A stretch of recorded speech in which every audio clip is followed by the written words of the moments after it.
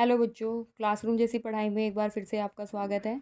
मैंने बेटा आपको लास्ट क्लास में क्लास 10th का जो 8 चैप्टर था बेटा, हाउ डू ऑर्गेनिज्म रिप्रोड्यूस, इसके बारे में आपको बताया था। What is the production and what is the DNA, evolution and types of production. ये दो तरीके के होते हैं, asexual production and sexual production. मैंने आपको अच्छे से बता दिया था एंड आई होप कि आपने ये सारे पॉइंट्स अपनी नोटबुक में लिख लिए होंगे बेटा, क्योंकि ये इम्पोर्टेंट है। ठीक है, तो आज हम देखने वाले हैं मोड्स ऑफ एसेक्सुअल रिप्रोडक्शन।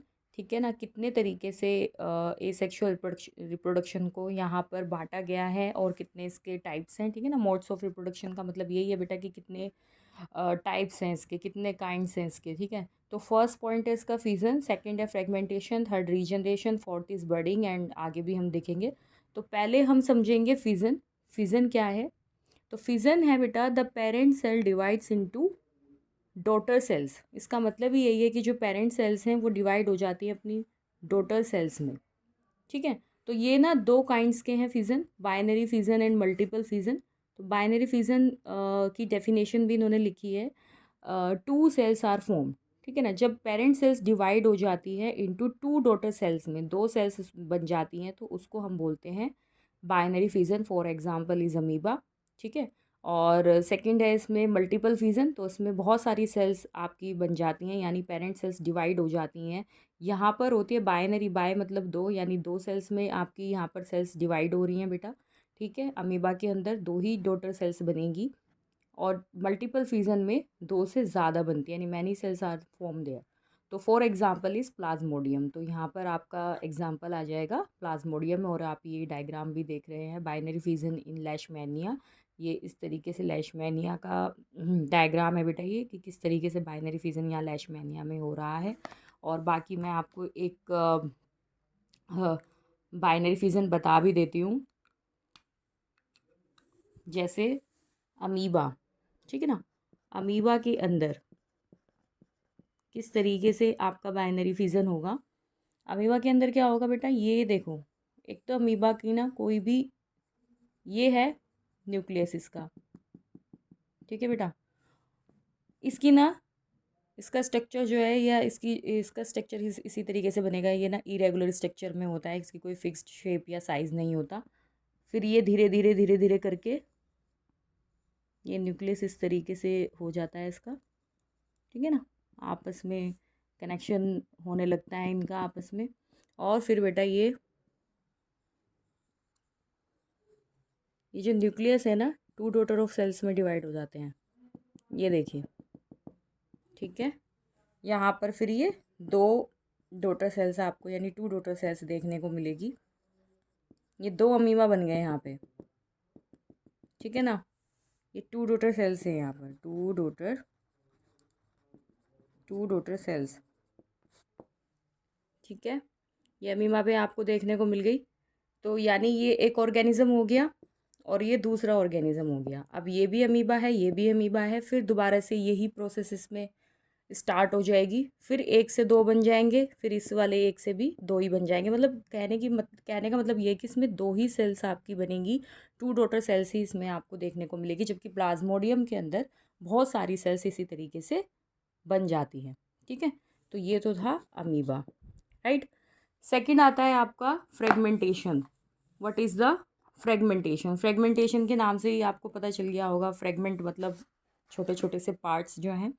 इसमें दिया है the organism breakup into smaller pieces upon maturation, each piece develop into new individual. For example Spirogyra. जब ऑर्गेनिज्म अपनी मैच्योरिटी पर आकर बेटा छोटे छोटे छोटे छोटे स्मॉलर पीसेस, इसमें लिखा हुआ है कि छोटे छोटे स्मॉल पीसेस में डिवाइड हो जाता है, जब उनका ड्यूरिंग मैच्योरेशन टाइम। ठीक है ना, जब वो बड़े हो जाते हैं, मैच्योर्ड हो जाते हैं स्पायरोगायरा, तो वो अपनी जो उनकी बॉडी होती है, वो जो ऑर्गेनिजम्स की बॉडी हो जाती है, धीरे धीरे वो टूटने लगती है, यानी छोटे छोटे उनके सेगमेंट हो जाते हैं, इसलिए ये फ्रेगमेंटेशन है। उनके छोटे छोटे पार्ट्स अलग अलग हो जाते हैं। ठीक है, फिर उन्हीं पार्ट्स से एक नया ऑर्गेनिज्म आपका या नया इंडिविजुअल तैयार होता है। यानी लिखा है ना कि each piece develop into new individual, हर एक पीस से बेटा एक नया इंडिविजुअल डेवलप हो जाता है, एक नया इंडिविजुअल यानी एक नई ऑर्गेनिज्म का जन्म हो जाता है। फॉर एग्जांपल स्पायरोगायरा, जो कि आप यहाँ पे डायग्राम में देख रहे हैं। मैं एक बार इसको बता भी देती हूँ बेटा किस तरीके से होगा। जैसे कि इसमें फ्रेगमेंट्स आपको दिए गए हैं, आप देख ही पा रहे होंगे किस तरीके से इसमें फ्रेगमेंट है। ये देखिए इंडिविजुअल पूरा टूट चुका है, ठीक है। और इसमें क्या होगा, ये देखिए ये एक पूरा इंडिविजुअल है स्पायरोगायरा का, ठीक है। अब यहाँ से ये वाला जो इंडिविजुअल है, ये वाला जो पार्ट है इसका फ्रेगमेंट है, ये भी कट हो गया, ये भी कट हो गया, ये भी कट हो गया, यानी 1 2 3, ठीक है, कट हो गया। तो अब ये एक फ्रेगमेंट अपना नया बन गया, ये भी बन गया और थर्ड भी हो गया इसका, इस तरीके से। तो 1 2 3 3 ऑर्गेनिजम्स हो गए इसके। तो अब इनसे एक नया स्पायरोगायरा तैयार हो जाएगा, एक पूरा का पूरा नया इंडिविजुअल स्पायरोगायरा आपको देखने को मिल जाएगा। तो इन्हीं से, हर फ्रेगमेंट से, हर पीसेस से इनका एक नया इंडिविजुअल जन्म लेता है। ये स्पायरोगायरा है बेटा, स्पायरोगायरा। तो फ्रेगमेंटेशन आपको किस में देखने को मिल सकता है, स्पायरोगायरा में मिल सकता है, ठीक है। ये हो गया। उसके बाद आता है आपका, नेक्स्ट आता है regeneration. Regeneration means if organism is somehow cut or broken into many pieces, each piece grows into a complete organism, for example planaria and hydra। ये देख रहे हो आप, इसमें दिया हुआ है प्लानेरिया एंड हाइड्रा, ये हाइड्रा है, ये प्लानेरिया है। कि कभी कभी इस अगर ये ऑर्गेनिज्म कहीं से भी कट हो जाता है बेटा, ये तो था कि आपने फ्रेगमेंट आपके छोटे छोटे, पूरा ऑर्गेनिज्म छोटे छोटे पार्ट्स में आपका बट गया है, ठीक है ना, अलग अलग फ्रेगमेंट्स हो गए, उसी से नया ऑर्गेनिज्म बन गया। जबकि इस यहाँ पर रीजनरेशन में क्या होता है कि अगर ये ऑर्गेनिज्म कभी भी किसी भी इंसिडेंट की वजह से या कभी भी किसी भी तरीके से ये कट हो जाता है कहीं से भी, किसी भी भाग से, तो बेटा वहीं से इसका नया ऑर्गेनिज्म का जन्म हो जाता है। फॉर एग्जांपल इस प्लानेरिया एंड हाइड्रा, राइट। देखो यहाँ इसको दिखाया हुआ है, इसको यहाँ से भी कट किया है इन्होंने, अपर से भी, मिडल से भी, ठीक है। तो कहीं से भी इसको आप कट कर दोगे, वहीं से उसी बॉडी के पार्ट से उसका नया ऑर्गेनिज्म का जन्म हो जाएगा, नया इंडिविजुअल बन जाएगा, ठीक है। तो ये तो था रीजनरेशन। फोर्थ आता है budding. A bud is formed which develop into tiny individual and detach from parent body upon maturation and develop into the new individual. अब ये भी हाइड्रा में ही है कि ये अपने मैचुरेशन के टाइम पर अपने पेरेंटल बॉडी को छोड़ देगा, वहीं से अलग हो जाएगा, तो वहीं से एक नया इंडिविजुअल आपको देखने को मिल जाएगा, वहीं से एक नया इंडिविजुअल तैयार हो जाएगा। फॉर एग्जाम्पल हाइड्रा मैचुरेशन के टाइम पर, ठीक है। ये बर्डिंग था बेटा। और ये पॉइंट्स आप ना अपनी नोटबुक में भी लिख सकते हैं, ये डायग्राम भी बना सकते हैं, क्योंकि एग्ज़ाम में ये क्वेश्चंस बहुत आते हैं। ये वाला क्वेश्चन बहुत इंपॉर्टेंट है बेटा, बाइनरी फिजन। 10th के बोर्ड के क्वेश्चन की, बोर्ड एग्ज़ाम के अकॉर्डिंग मैं बताती हूँ, ठीक है ना। तो बोर्ड एग्ज़ाम के पॉइंट ऑफ व्यू से ये क्वेश्चन बहुत इंपॉर्टेंट है आपका, बाइनरी फिजन ये आता है एग्ज़ाम में, और आपका बर्डिंग भी आता है। अब तो आपके बेटा एमसीक्यूज़ क्वेश्चंस आते हैं, ठीक है ना। तो एमसीक्यूज़ में बहुत सारे एग्जांपल आ जाते हैं आपको देखने के लिए। तो ये ना जो एग्जांपल आपको दिए गए हैं, जैसे vegetative propagation for example by roots, by stem, by the leaves, तो आपको नहीं एमसीक्यूज़ में मिल सकते हैं कि आप बताइए कि वेजिटेटिव प्रोपगेशन बाय रूट्स किससे होता है। तो आपको ये 3-4 पॉइंट्स दे देंगे, फिर उसमें से आपको एमसीक्यूज़ में से हम 4 ऑप्शंस होते हैं, एक राइट ऑप्शन आपको चूज़ करना होगा। जिसको पता होगा वो सही करेगा, जिसको नहीं पता होगा तो वो गलत कर देगा। तो ये पॉइंट्स आप ज़रूर लिख लें अपनी नोटबुक में, ठीक है। तो ये क्या है वेजिटेटिव प्रोपगेशन, ये भी देख लीजिए आप। वेजिटेटिव प्रोपगेशन भी आपका ए सेक्सुअल का ही पार्ट है। ये दिया गया है कि in many plants new plants develop from vegetative part. कुछ वेजिटेटिव पार्ट्स होते हैं, जैसे प्लांट के अंदर रूट है, स्टेम है, लीव्स है, these are the vegetative parts of plant, ठीक है ना। तो ये पार्ट्स हैं उनके। तो जैसे बाय रूट्स से कौन कौन सा पौधा आपका डेवलप कर जाएगा। अभी हम एनिमल्स के बारे में देख रहे थे, अब हम देखेंगे प्लांट्स के बारे में। तो ये बाय रूट्स है कि जैसे स्वीट पोटैटो है, दलियाज है, तो ये आपके बाय रूट ग्रो कर जाएंगे। By stem potato and ginger, ये तना होता है पोटैटो एंड जिंजर, उसी से फिर आपका जो प्लांट है वो ग्रो कर जाएगा। By the leaves, bryophyllum leaf is the best example for this.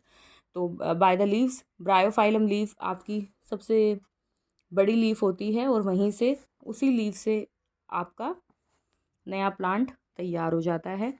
And these are the artificial method जो ग्रो करेंगे, जैसे ग्राफ्टिंग है, तो ये है मैंगो, ठीक है ना। ग्राफ्टिंग में आपका मैंगो आ जाता है बेटा, ग्राफ्टिंग मैंगो, कटिंग रोज़, लेयरिंग जैस्मीन। तो ये आपके कुछ आर्टिफिशियल मेथड है कि जिससे आप अपने प्लांट को ग्रो करा सकते हैं। बाकी ये जो टिश्यू कल्चर है मैं ये नेक्स्ट टाइम पर आपको समझा दूँगी, ठीक है। तो टिश्यू कल्चर चलो आप देख ही लीजिए, टिश्यू कल्चर भी आपका कंप्लीट हो जाएगा क्योंकि ये भी आर्टिफिशियल मेथड है। इसको भी एक बार बता देती हूँ कि क्या है इसका मतलब, कि new plants are grown by using growing tip of a plant, these growing cells are kept into a culture medium, leads to the formation of callus and callus is then transferred to hormone medium which is causes growth and differentiation, for example ornamental plants and the orchid। ये एक ऐसा culture होता है जो plants अपने बच्चों को, यानी जिन प्लांट्स के अंदर बीज नहीं बन पाते तो उनको हम आर्टिफिशियली रिप्रोड्यूस कराते हैं, उनको एक कैलस, उनको एक कल्चर मेथड में रखा जाता है उन प्लांट्स को जो अपनी बीज बनाने की क्षमता को खो चुके हैं, जिससे फ्रूट बनता है बेटा। तो फ्रूट अगर बीज नहीं होंगे तो फ्रूट नहीं बनेंगे, तो फ्रूट बनाने की क्षमता जो खो चुके हैं ऐसे प्लांट्स को ग्रो कराया जाता है एक टिश्यू कल्चर मेथड में। एक कैलस जो है उसको ट्रांसफॉर्म्ड कर दिया जाता है, हार्मोन, उनको उस तरीके के हार्मोन्स दिए जाते हैं, हार्मोन मीडियम दिया जाता है जिससे कि वो प्लांट्स अपना ग्रो कर सके। एक ऐसा हैबिटेट उनके लिए क्रिएट किया जाता है ताकि वो अपने बीजों की क्षमता को बढ़ा सके, ताकि फिर वो अपनी जो इंडिविजुअल है उसको ग्रो करा सके, अपने ही जैसे इंडिविजुअल को जन्म दे सके, ठीक है ना।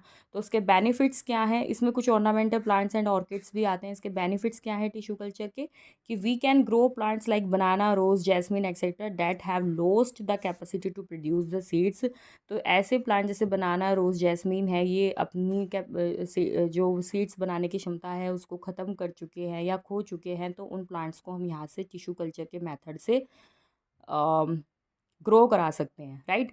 सेकेंड पॉइंट है, is the new plants are genetically similar to the parents, right, बिल्कुल। कि अगर यहाँ से आपका बनाना का प्लांट तैयार किया जाता है और फिर वो अपने जैसे ही प्लांट को तैयार कर पाता है टिश्यू कल्चर मेथड से, ठीक है। तो उसने बोला जेनेटिकली सिमिलर होते हैं, बिल्कुल सिमिलर होंगे। अब ऐसा तो नहीं है कि रोज़ वाला प्लांट आपको जैस्मीन के फूल देने लगेगा या चमेली का फूल आपको गुलाब का फूल देने लगेगा, ऐसा तो नहीं है ना। तो यहाँ पर आप क्या, ये जितने भी अपने ही जैसे पौधों को जन्म देंगे बेटा, अपने ही जैसे बच्चों को ये जन्म देंगे, तो अपने ही जैसे सीड्स को जन्म देंगे, तो ये बिल्कुल जेनेटिकली सिमिलर होते हैं, ठीक है ना। और थर्ड पॉइंट है आपका, helps in growing the seedless fruits, right.